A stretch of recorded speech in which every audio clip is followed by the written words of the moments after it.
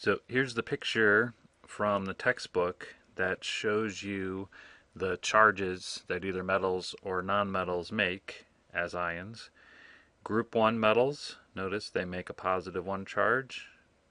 Group 2 metals, last digit's 2, they make a positive 2. So why does magnesium make a positive 2? It's losing 2 electrons. So the first electron it loses, it's going back on the periodic table 1 column, and then loses another one. It ends up at group 18, which is the noble gas.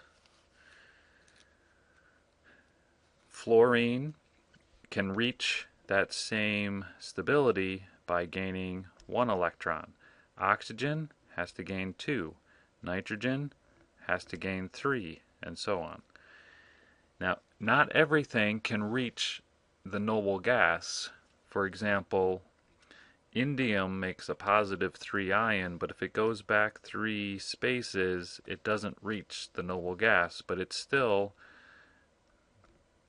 found in group 13. The last digit of 13 is 3, and main group metal, 3 valence electrons, it's going to lose all 3. So it reaches a stability, but not exactly a noble gas stability. And that topic is explained in more detail in other chemistry courses.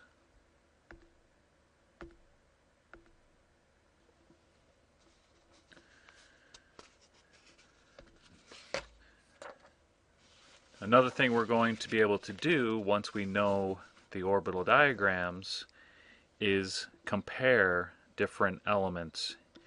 Using the periodic table, we can predict not only chemical properties, but physical properties, such as size of atoms. We can make a comparison between lithium and cesium. Lithium and cesium are both found in the same column in the periodic table. Lithium has a helium core and 1 electron in the 2s subshell.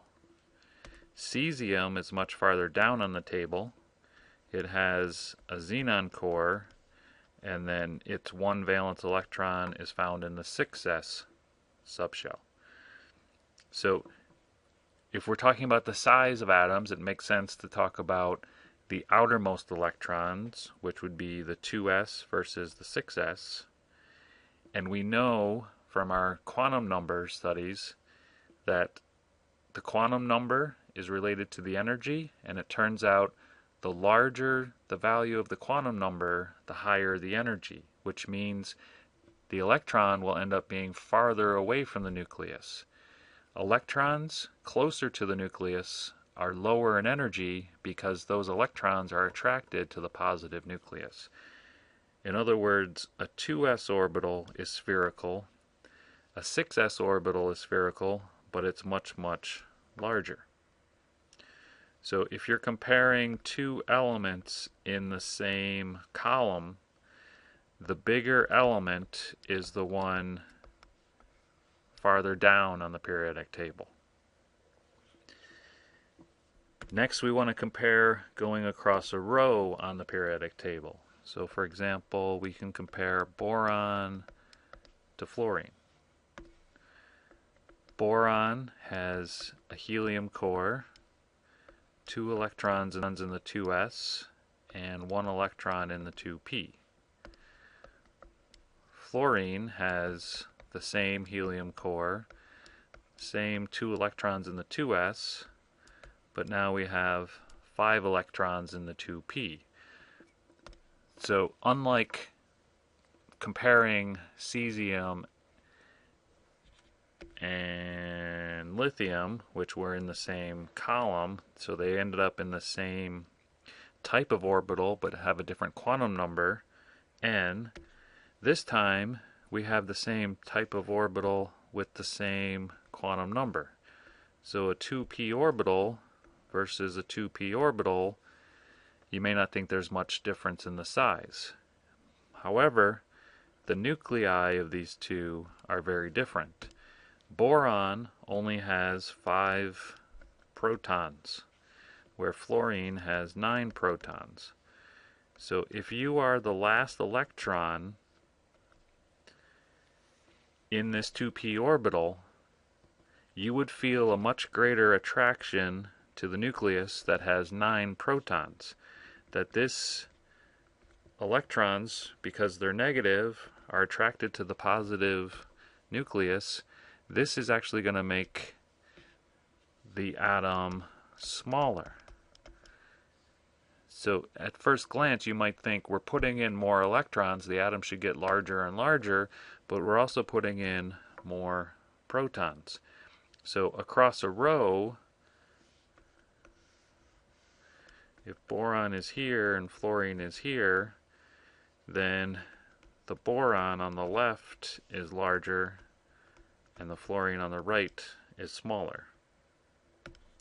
So we can put those two things together into a trend. If this rectangle is a generic periodic table, the size of atoms gets bigger as you move down and as you go from right to left. So if you remember this trend, then you can answer questions such as arrange these 3 elements in order of increasing size. So potassium, aluminum, and phosphorus. To answer that question, sketch out a generic periodic table. Potassium on the left, aluminum and fluorine farther to the right. Aluminum, phosphorus rather, they're farther to the right and they are in the same column. So the size is getting bigger as you go across this way and down that way. So if we wanted to arrange these by increasing size, then the smallest would be in the upper right corner. Phosphorus would be the smallest. Aluminum would be larger in size than phosphorus, and potassium would be the largest of them all.